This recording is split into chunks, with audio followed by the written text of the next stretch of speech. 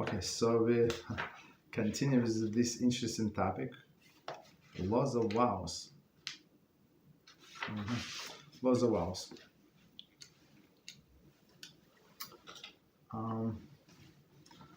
Just to remind us quickly, because it's very, very important, and I actually mark myself for myself to make a clips out of it, like 1 minute clips, because it's so important, right? And we said that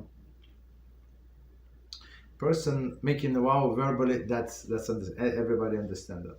But even if a person, as we said, accept it upon themselves, something that he or she not obligated to do, not mitzvah. So we're not talking about mitzvah, right? Something extra to place the barriers between themselves and some sin, right, or possibility of the sin.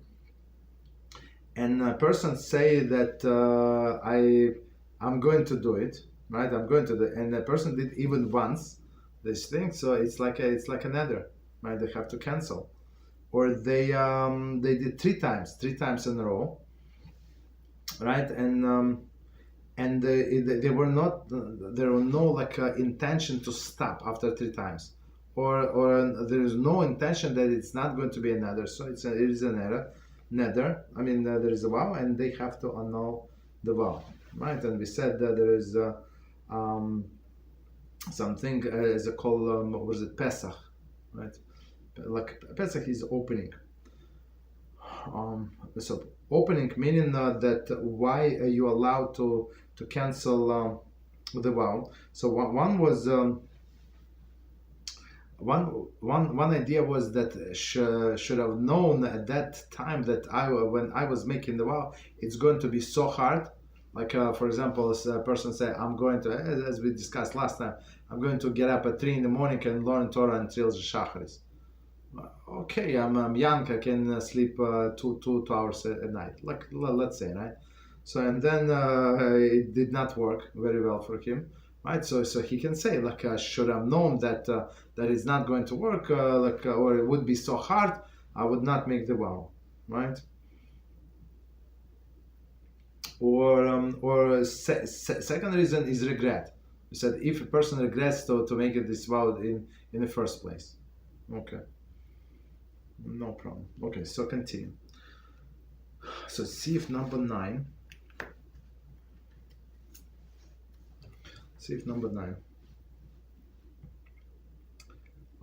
Right. Okay. In see if number 8, you say how to annul the vow. You go to in front of 3 learned people, and one of them it should be proficient in the laws of the vows, and they have to listen. You have to explain why you annulling. But right. But as I said today, it's actually like today we actually go like we give everybody benefit of the doubt, and if people like kosher Shomer Shabbos people like observant, so we don't suspect that they're ignoramuses unless you know for sure. So if they like if they learn, they observe the laws and stuff like that, so you can give them the benefit of the doubt. You can do before them.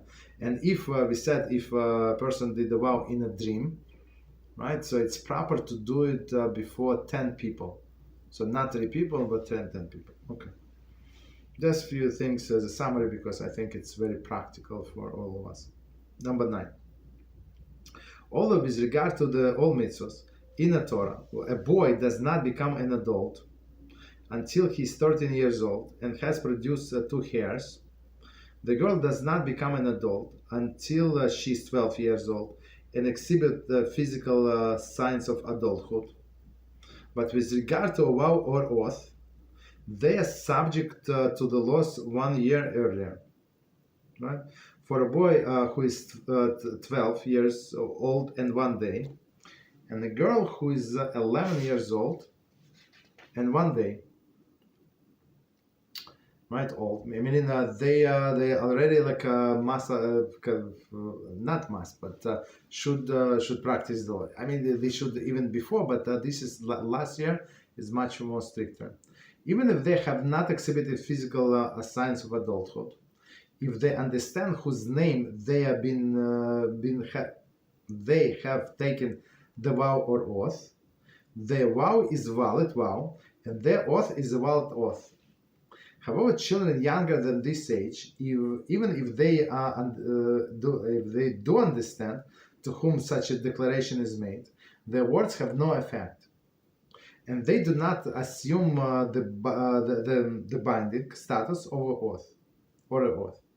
Nevertheless, one must reprimand them and corporally punish them so that they do not become accustomed expressing vows and oaths. If the vow express if the vow expressed is something that is small and easy to fulfill, and there is no physical affliction involved in fulfilling, we order them to fulfill it. So, okay, so let's do this from the beginning. We see the commentary, and it's actually common language. Not common. Some people they have the style of speaking. They say, "I swear to you," like constantly. And I think, as I remember in my office days, I think that this lady that I spoke about, she's Italian, right? I think that it's in Devla and other Italian people that like this. I swear to you, swear to, well, right? God, basically, right? They constantly. I asked them like sometimes one time you don't want to say anything, but after saying that, so I'm trying to tell people not to do it, like nicely, but it's in you see it their nature. They cannot speak in any other style because maybe because people don't believe them. They have to swear. I don't know. Okay. So let's do from the beginning, and we're going to explain. So, although with regard to the mitzvahs of the Torah, a boy does not become adult until he's 13 years old. He and has produced 2 hairs. Commentary, Evan Hazer 152. So it's 2 pubic hairs, basically, right? And the girl does not become an adult until she's 12 years old and exhibits a physical sign of maturity, right? So same as a girl. So if she's not she's not physically developed, so meaning is like I would say maybe she's mentally also not ready, right? So that's the connection. What is the name? Alionis. I don't remember where the accent go. Alionis, right? So a woman who would not does not develop any signs of maturity, right? So meaning that she looks like a little girl. So I think we wait till 20 years old, right? And only after I think 30, if I remember correctly, right? We say that she's a woman for sure, right? So most likely she is not capable of having children, but because she did not produce the signs of maturity, but that's what it is. Okay. Okay. So continue. Okay, and okay, so signs of adulthood, and with regard to vow or oath, but with regard to oath, so in this case we treat them like adults, right?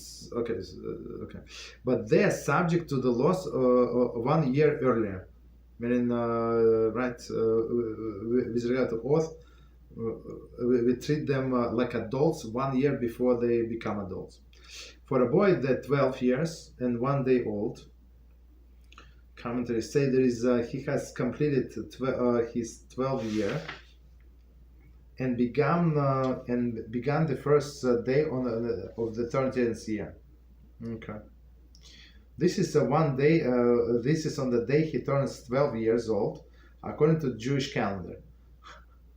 Okay, it's a longer explanation, but in everywhere in halacha it says 12 year and 1 day. So meaning what does it mean? Like 12 complete years, right? 12 complete, and 1 day maybe a little more than 1 day. So a little more like after the nightfall, half an hour after nightfall, let's say, right? So it's famous question, like when this person, like people ask this question, I don't know, they thought of themselves. Sometimes they test me or something. I don't know, like about the kiddush, right? What to do in kiddush. So we tell them like on Friday on Friday night. So if you want your boy to do a kiddush for you, for example, or your son, right, want to do a kiddush for you, so you wait until nightfall, 100% nightfall, not when you accept the Shabbos, right? Only then he can do kiddush after some times pass, so he can do a kiddush, right? So in the summer, somebody asked me, and they say, yeah, he's going to make a kiddush, but I said I told him, I think you said that he was born on what is it, on Shabbos. They say, yeah, exactly. So what is a coincidence? Not coincidence, but it's good. I said, but you have to wait until the nightfall, because in where I live, so like in area in my neighborhood, so and all of the shuls, they accept Shabbos earlier. In my shul, actually the latest. We accept like we start, no, not accept, but we start prayers at 7:30. But sometimes this like the nightfall at 9:15. So, but even right, complete nightfall. Even by the time I come home, it's still night.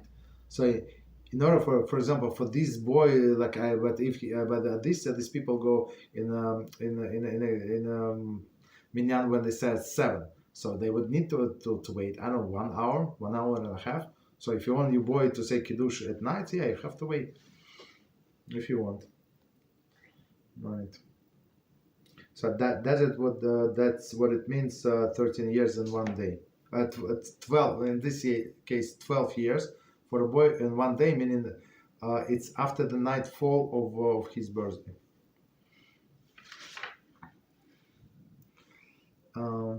Okay, and a girl 11 years old and 1 day, exactly the same explanation. Even if they not exhibited the physical sign of adulthood, meaning here is enough. I mean, in order to consider the adults, you need 2 signs, right? Meaning the age and physical maturity. Here, in regards of the vows, like it's an exception since it's done before 1 year before. So only 1 sign is enough, meaning the age. If he apologize, the second requirement, sorry. And they understand in whose name they have taken the oath of vow. So meaning that they are like a clear-minded. I mean, usually, I mean, are the children that very childish and at 12 years old? I think so. Right, I think so. Like in my shul, there are like I know exactly because we celebrated bar mitzvahs, right? There is 3 boys. There is like I don't know, like 14 years. I mean, they were bar mitzvah this year, I think. Last year, I don't know. Well, let's say this year. I think this year, three of them, different months. But there is one 13 years, right? Like he's such a mature guy, and he reads Torah for us sometimes, from Torah. And others like babies, they think still I don't know, watching cartoon or something. I don't know. They still have a TV in the house, right? This like very babish, and that one is like. If I mean he's a big boy. I mean, like if you would not tell me that he's, if I would not know that he's 13, I would say maybe he's 15 or something, or even 16 maybe. I don't know. 16 no, but 15 years. Okay. So right. So meaning yes. So this adult, these children must be like serious enough, right, and understanding whose name they've been taking a vow, or oath, or a vow. Okay. Their vow is a valid vow, and their oath is a valid oath, right? So meaning why? Because they are mature enough. However, children younger than this age, even if they do not understand, if they do understand to whom such a declaration is made, their words have no effect, and they do not assume the binding status of an oath. Okay. Nevertheless, one must reprimand them and corporally punish them. Okay, reprimand and corporally punish them. So meaning, beat them up a little, so that they do not become accustomed expressing vows and oaths. Meaning, some kids like unstoppable, so you have to be a little harsh. Of course, we don't beat our kids, but just so we understand. If the vow expressed in if if the vow expressed is something that is small and easy to fulfill, there is no physical affliction involved in this fulfilling it. We order them to fulfill it. So it's proper, as we said, not the last time, but before the last time. So like it's proper not to annul the vow. No, it's at last time, sorry. Right, so we said it's not proper not to annul the vow and actually fulfill. The next time, maybe it's going to be a lesson for you. Might not to take any vows. Right, but some vows, as we said, it's why would a person would take a vow to make himself or herself strong, right? They know that they're lacking, or somebody can ask them to do something, and they already made the vow not to do that, for example, because they know that it's not good for them, whatever is it, right? So now that they can claim, I made a vow and then not to do it. Okay, so and it's stopping for others to invite you and stopping yourself from doing that. Okay, so we finished this sieve. So let me see if there are any questions we have. Okay, no questions. Okay, so let's continue. Halacha number 10. So it says, in addition to chatara, annulment, a girl or a woman may be released from the vow by her father or husband. This is directly from the Torah, right? Through a process is called revocation, kapara, revocation. In the following seifim, right, in plural, Kitzur discusses how and in which circumstances revocation is performed. Okay, and it says a father may revoke his daughter's vow until she attend full adulthood. That is, when she becomes 12 years and 6 months, provided she was not married by that age. A husband may revoke the husband's vow also. How does one revoke vows? He says the following 3 times. It is revoked, right? It is revoked, or it is abolished. Okay, 3 times. It is revoked, it's revoked. Okay. Or another expression that indicates that he is uprooting the vow completely. The revocation is effective whether he says it in her presence or not in her presence. However, the expression of annulment, there is the word mussar. Mussar, it is annulled. Mussar is permitted, but okay, annulled. Okay, no problem. Annulled is ineffective. Okay, when used by the father or the husband. Okay. So let's before we continue, I mean it's very long halacha. Goes on the next page. So let's do like split in parts. Let's do this piece and we try to understand. So again, the in addition to chatara, annulment, a girl or a woman may be released by from her vow by her father or husband. So meaning husband or father are responsible for a girl, for a woman in this case, for his wife. Okay. So meaning that if she, I mean, I think we're going to see like the example. If she's trying to do something foolish, meaning foolish meaning maybe she's trying to accept some extra thing that she's going to suffer, right? Not good for her. So the father is allowed to cancel these things. Okay, or a husband. So again, a girl, the additional annulment, hatara, a girl or a woman may be released from her vow by her father or husband through the process called hapara, revocation. In the following seifim, the Kitzur discusses how and in which circumstances the revocation will be performed. So of course there is a time limit. I think it's 1 day, so you cannot annul the vows 7 days later. That's too much. Okay, so let's see. Revocation differs from annulment. In that annulment annuls the vow retroactively, whereas revocation annuls the vow only from that point onward. Other differences discussed in the following seifim. So that's very, very important. Again, revocation. So the subject of our subject right now differs from annulment. So annulment meaning that's it. It's like it's never happened. And annulment annuls the vow retroactively, from the time the vow was taken, as we said today in a review, like a few minutes review that we did. So we said the person regrets even making this vow original to begin with.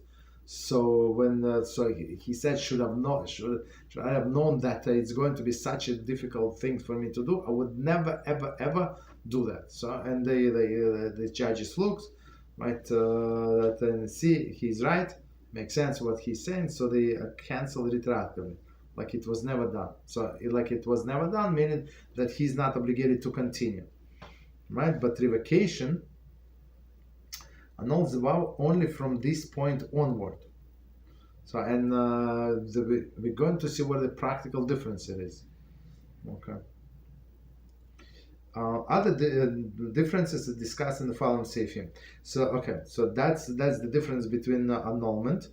And so annulment is like some strange men, let's say, can do, right? I mean, not related to her, but a revocation only father or a husband. So that's very specific to a woman.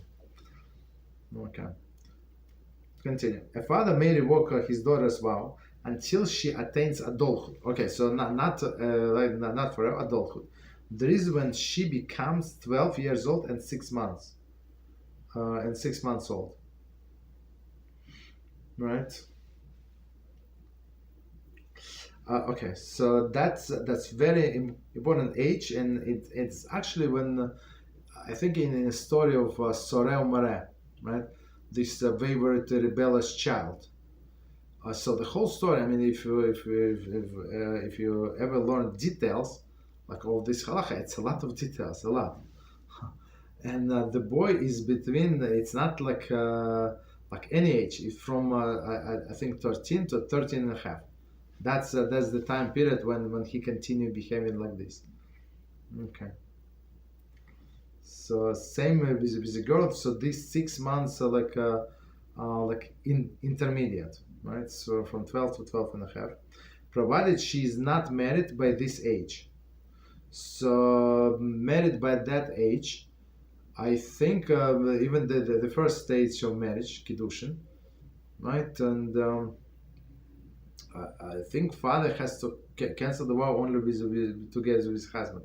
Or in in olden days, we learned in the Torah there was such a halacha. It's actually from it's one of 613 commandments that a father can sell his daughter to another Jew, right? To be a maidservant, and with of course with a prospect that he's going to marry him. This guy is going to marry his daughter when she comes of age, if he's ready, and or he gives her as a daughter to her son, right? But so in this case, she's in some sense she's married to that person.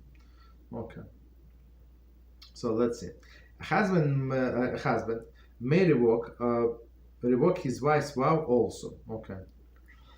How does so the father only until 12 and a half, and husband from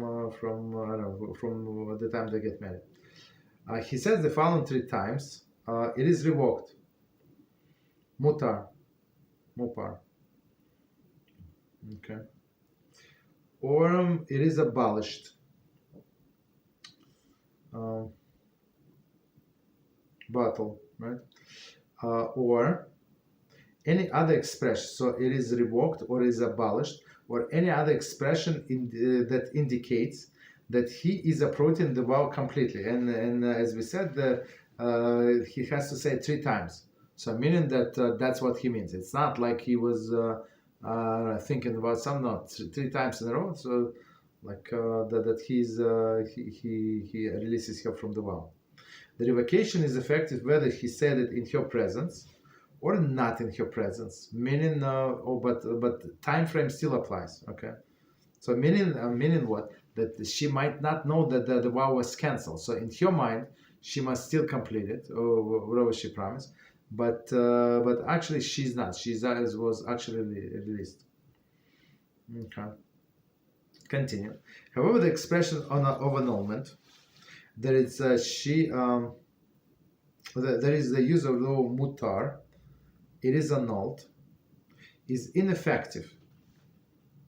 So annulled is ineffective. It's actually where mutar, meaning as we said in the beginning, in front of the court. Okay, it is ineffective when used by a father or a husband. So right, only in a court. Let's see commentary. This expression can be used only when the vow is annulled by a panel of three through panel of three. I'm sorry, through the method of hatara, annulment. Right. So as we explained. In addition, unlike hapara,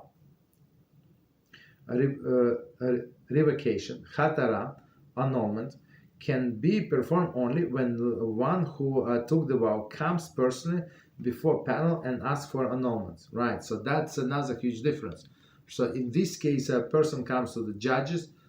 As we said, it's not like professional judges, it's not necessary. But in this case, maybe she wants to keep the vow, but father disagrees. Okay. So continue. Next paragraph. I mean, we're going to split because it's very long. And it says, additionally, they may revoke the vow only on the day they heard of it. Okay, so exactly as we said, one day. It's actually directly from the Torah. There is, if they heard it at the beginning of the night, they may revoke the vow during the entire night and the entire following day. Right, so it looks like okay,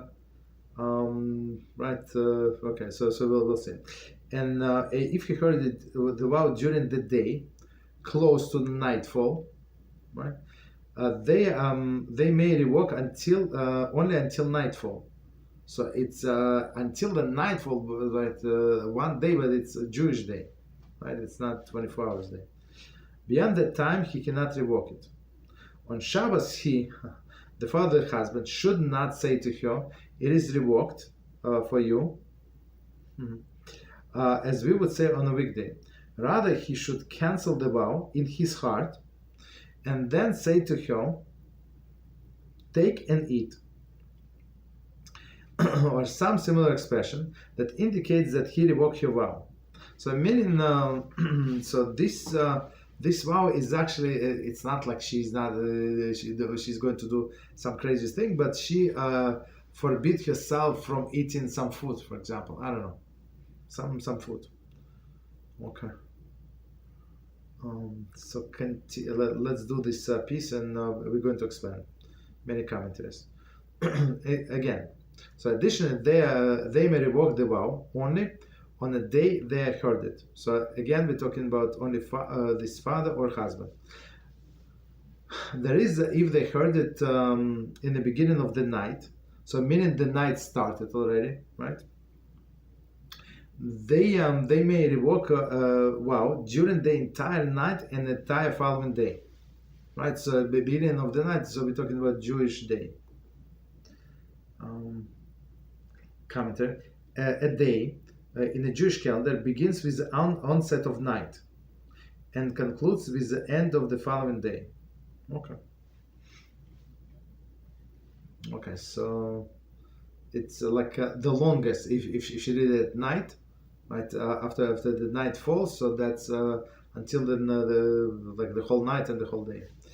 And if they heard it vow during the day, right, close to the nightfall, commenter, literally emergence of the stars. Just 1 second.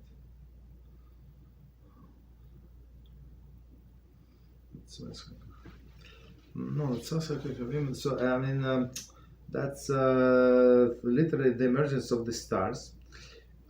In any case where the husband or the father heard the vow or revoked the vow between the sunset and nightfall, and in fact, in all cases where the vow is made by and the father or husband wishes to revoke it, the halachic authority must be consulted, determining if the vow can indeed be revoked.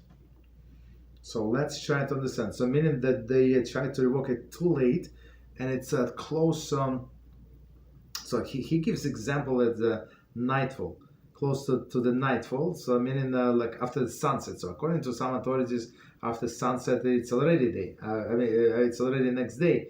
So you have to be very, very careful. That's why he said talk to halachic authorities. So let me quickly read this 35 again. The emergence of the stars, right? That's nightfall. In any case where the husband or a father heard the vow or revoked the vow between the sunset and nightfall. So as we said, according to some opinions, sunset is already next day. And in fact, in all cases where the vow is made and the father or husband wishes to revoke it, a halachic authority must be consulted to determine if the vow can indeed be revoked. I mean, if you have time. So as we said, it's only 1 day. So technically, you if she wants, she can revoke like after that, but only by herself, right? So I mean, with her own will. But in the first day, it could be even against her will. If the husband or father heard it on the first day, right? So close. So close to nightfall. They may revoke only until nightfall, so not too much time left. Okay. Beyond that time, they cannot revoke it. Commentary. So after so because it's still day in some sense, so until it's nightfall. So if we go by the stricter opinion, by a more lenient opinion, so it's still day. Okay. So but commentary says talk to Rabbi anyway. Continue. Commentary. If the husband or father heard the vow and remained silent because he was unaware that he was able to revoke the vow, that time does not count toward the 1 day period. The 1 day period begins from when he knows of a vow and realizes that he has the power to revoke it. That's a very interesting statement, because maybe he would find out only 3 days later. Possible, right? Possible. So I'm not sure what the halacha would be if he found out only 7 days later that he was actually able to cancel his vow. So one more time. If the husband or the father heard the vow and remained silent because he was unaware, at that time was able to revoke the vow. So meaning because of the time of the day, maybe because of the lateness, or he did not know this halacha at all. I'm just adding, right? That the time does not count over 1 day period. The 1 day period begins when he knows that the vow. He knows of the vow and realizes that he has the power to revoke it. So meaning even if she took the vow like a few days before, right, even maybe a month before, and only now she told him. So that's the way I understand. So he can cancel even then, right? So okay. So one more time, and he right, verse 36. Continue. On Shabbos, he, the father or a husband. So on Shabbos there is no court, right? There is no court proceeding. So meaning that we cannot pass in halacha as well, right? I mean, in some sense, because in a court they used to if you go to a court to the Beis Din, and you can always ask him in writing the decision why they decided right what they decided. So and you can take this right up to someone else to look over, right?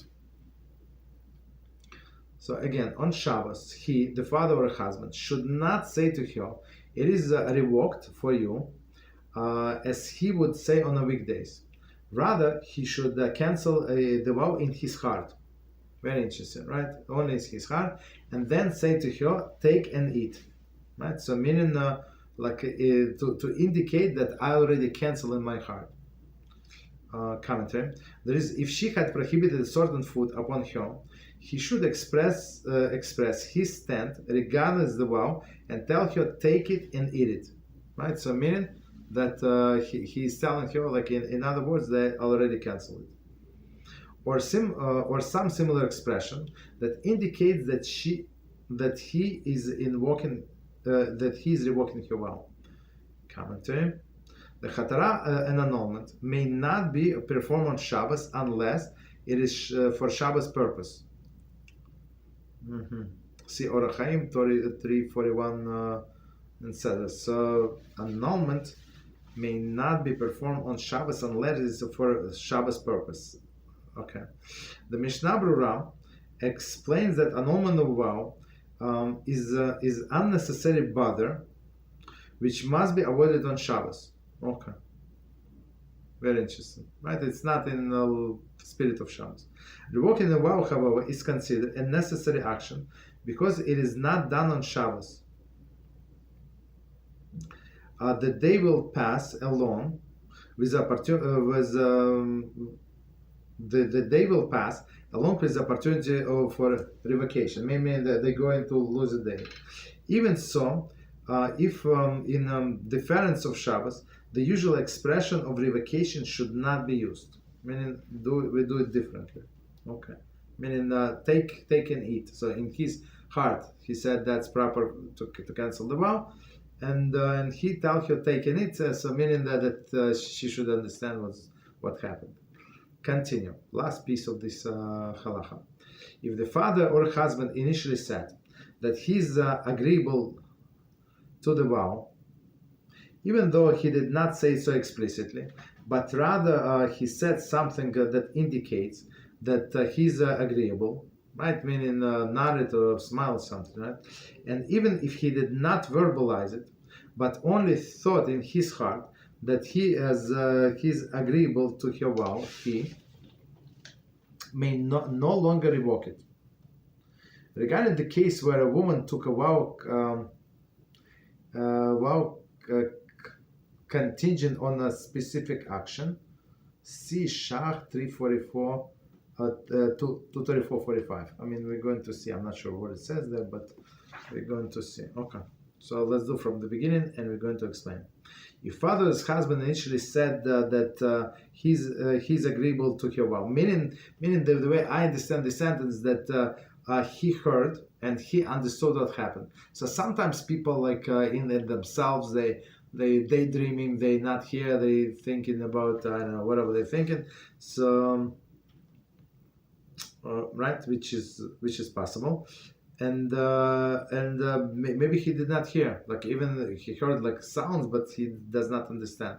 But here, meaning that when he agrees, that he confirms, even though he did not say it explicitly, right? He smiled, he nodded, right? But rather he said something that indicates that he's agreeable. Okay, and even if he did not verbalize it, okay. So some gesture or something, but only a thought in his heart that he's agreeable to her vow, right? In his heart, he may no longer revoke it. So even if his heart he said that's a good thing, and then he changed his mind, so he can no longer revoke it. It's very powerful halacha. Regarding a case where a woman took a a vow contingent on a specific action, see in another place. So what does it mean? A contingent on specific action. So meaning if something happened, then I'm going to fast 17 days or something. I don't know, just saying. Action 39. That is, she stipulated that the vow take effect only after specific action has taken place. Like, I think with tzedakah is, was it common, right? So the person said, if I'm going to get this job, I'm going to give such and such money in tzedakah, right? Or if this and this happened, I'm going to give this money in tzedakah, right? So meaning, right? So this connected to action. What was it? Yeah.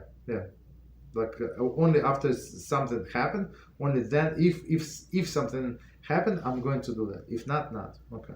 So again, there is she stipulated that the vow take effect only after a specific action has taken place. The issue is whether her father or husband may revoke the vow before the stipulation has been fulfilled. Meaning there is so it's very interesting case because there is no vow yet. So the vow is taking effect only if this action is going to take effect. So I mean, what exactly he's nullifying? That's a very good halachic question. Commentary. Shach writes. So that's the answer is in Shach.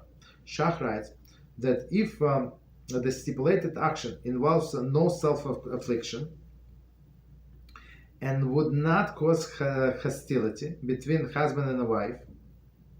See the following sieve, okay. The husband may not revoke the vow until it has actually taken effect. If, however, the stipulated action would consider a form of self-affliction, or it can cause hostilities between them, he may revoke it immediately. So, okay. So the issue is, it's something like, can he revoke something non-existent, like in some sense, right? That's the question. Because there is no vow yet, so she said it's up to, depends on the condition. So let's read this quick, short commentary and we explain it. The Shach writes that if the stipulated action involves no self-affliction, meaning that she, what is going to, I don't have any examples. Okay, so no self, so she's not going to suffer, right? So if a wife suffers, she's going to be a bad mood or something, right? And would not cause hostility between the husband and the wife. So she's right. So she said, I don't know, I'm not going to take shower for 3 days in a row, 5 days in a row. Let's say in the summer. That's the vow that she took for whatever reason. I want to suffer. Okay, so that's one of the that is going to create hostility between her husband and herself. The husband may not revoke. So if it's not one of those, the vow until it is actually taken effect. Meaning, if to begin with, it's a neutral. It's not good and not bad. Okay. If, however, the stipulated action would consider a form of self-infliction, right? Meaning that she's going to suffer, or it can cause a hostility between them, he may revoke it immediately. Meaning, in this is unexistent circumstances. Okay. So meaning that maybe it's going to happen, maybe not. Okay. So let me quickly see the if.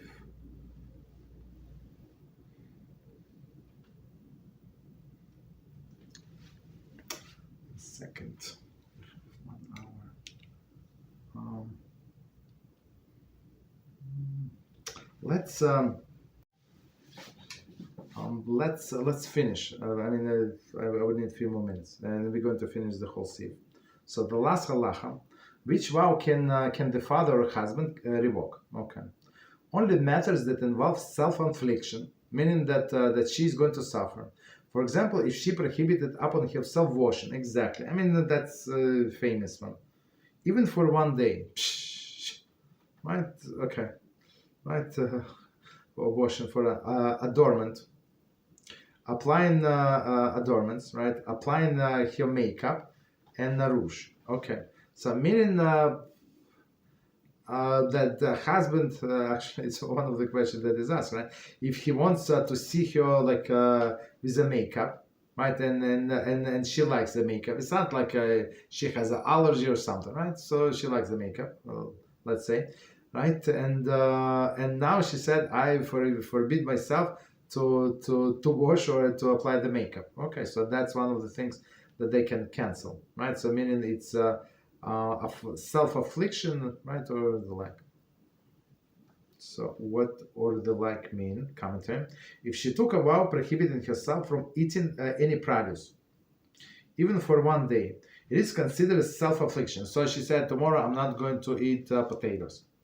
Okay. And her father or her husband can revoke it. Okay. Continue.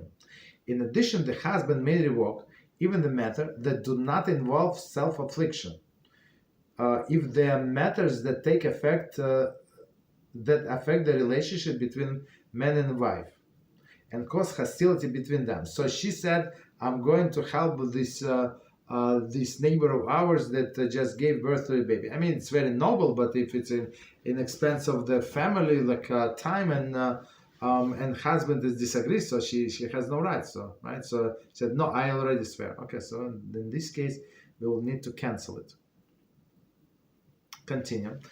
Almost done. However, when the husband revokes these vows, they are permitted only during the time she living under his auspices. There is he may revoke them only from the time that she is married to him, for it affects him only in that extent. So meaning if they are just right, if they were like on all the day kiddushim, it's not enough, right? However, after she widowed or divorced, she's prohibited in the matters that she prohibited upon herself, right? But if she's widowed or divorced, or I guess even as a single lady, right? Not only widowed or divorced, right? So whatever she prohibited upon herself, it's going to it stays, right? She's right. She's a boss. Commentary. Yorek Deya 344. Wow, 344. 234:55 indicates that she is not bound by her vow even after she is divorced, because she might get remarried. So